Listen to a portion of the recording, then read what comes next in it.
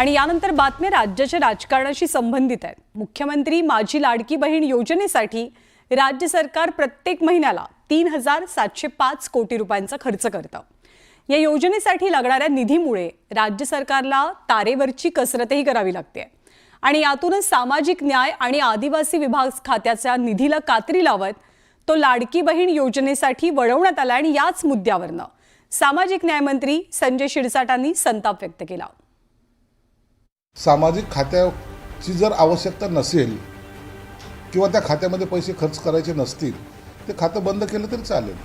सहन करायची एक लिमिट असते, मर्यादा असते आणि यापेक्षाही जास्त जर तुम्ही करत असाल तर मला तर वाटतं की सरळ सर्वच निधी एकदा कट करून टाका ना। कशाला पाहिजे मुलांना हॉस्टेल, कशाला पाहिजे त्या सर्वांना पुन्हावर आणायचं?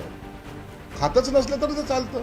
फायनान्स डिपार्टमेंट आहे ना, ते आपली जी मनमानी चालवतं, त्यांना जे वाटतं ते खरं, ते कायद्यात बसतं असं जे काय दाखवतात दरवेळेला ते चुकीचं आहे। राज्य सरकारच्या महत्वाकांक्षी मुख्यमंत्री माझी लाडकी बहीण योजनेचा महायुतीला निवडणुकीत मोठा फायदा झाला। लाडक्या बहिणींनी टाकलेल्या मतांच्या दानामुळे महायुती पुन्हा सत्तेत आली। लाडक्या बहिणींना दिलेल्या आश्वासनांची पूर्तता करताना आर्थिक पातळीवर राज्य सरकारला तारेवरची कसरत करावी लागते। अशातच लाडक्या बहिणींच्या हप्त्याची तरतूद करण्याकरता सामाजिक न्याय आणि आदिवासी विकास खात्याचा तब्बल 746 कोटी रुपयांचा निधी वळवण्यात आलाय अशी माहिती आहे। आदिवासी विकास खात्यातून 410 कोटी आणि आदिवासी विकास मंत्रालयातून 335 कोटी 70 लाख रुपयांचा निधी लाडक्या बहिणींकरता वळवण्यात आलाय। या दोन्ही खात्यातून प्रत्येक महिन्याला निधी वळता केला जाणार आहे। यावर आता सामाजिक न्याय मंत्री संजय शिरसाट यांनी संताप नोंदवला। मला त्याची माहिती नाहीये, परंतु जर सामाजिक खात्याची जर आवश्यकता नसेल किंवा त्या खात्यामध्ये पैसे खर्च करायचे नसतील ते खातं बंद केलं तरी चालेल। कशासाठी पाहिजे? याबाबत मुख्यमंत्र्यांशी बोलणार असून कशाला सामाजिक काम करायचं, हवं तर खातंच बंद करा असा संताप त्यांनी व्यक्त केला। अर्थ खात्यावरही त्यांनी निशाणा साधला। मुख्यमंत्री साहेबांशी जरूर त्यांच्या कानावर या गोष्टी टाकेल की हे असं करणं मला वाटतं कायदेशीर नाहीये, परंतु फायनान्स डिपार्टमेंट आहे ना, ते आपली जी मनमानी चालवतंय, त्यांना जे वाटतं ते खरं, ते कायद्यात बसतं असं जे काय दाखवतात दरवेळेला ते चुकीचं आहे आणि याला माझा विरोध आहे।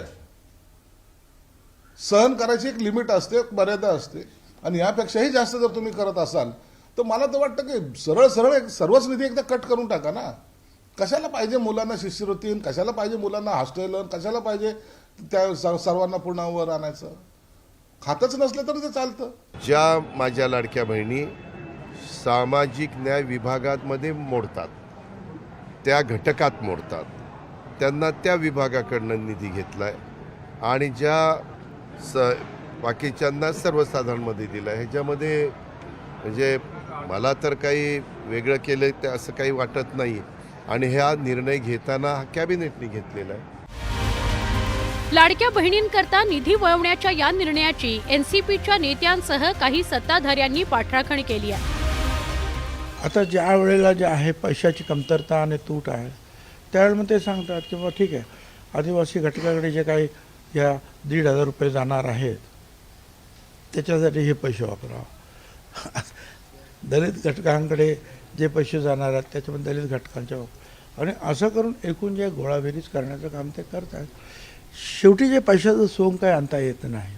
खरं तर लाडक्या बहिणींचा निर्णय घेतल्यानंतर थोडीशी कसरत सगळ्याच खात्यांना करावी लागते, ही वस्तुस्थिती आहे। यामुळे या बजेटमध्ये सुद्धा ज्या पद्धतीच्या निधीची उपलब्धता व्हायला पाहिजे होती ती झाली नाही।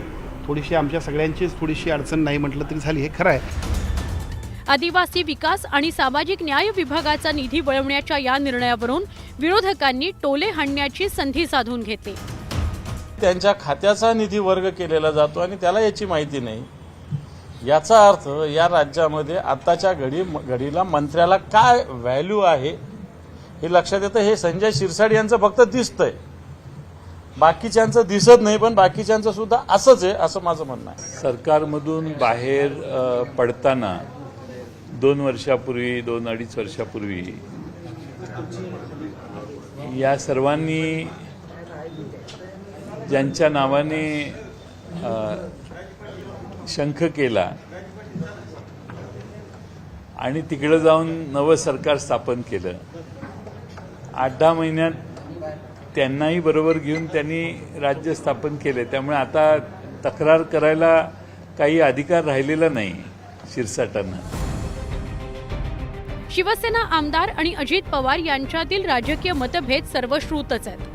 2022 मध्ये झालेल्या शिवसेनेतल्या फुटीवेळीही बंड करताना अजित पवारांकडे असलेलं अर्थ खातं निधी देत नाहीत असं कारण शिवसेना आमदारांनी दिलं होतं.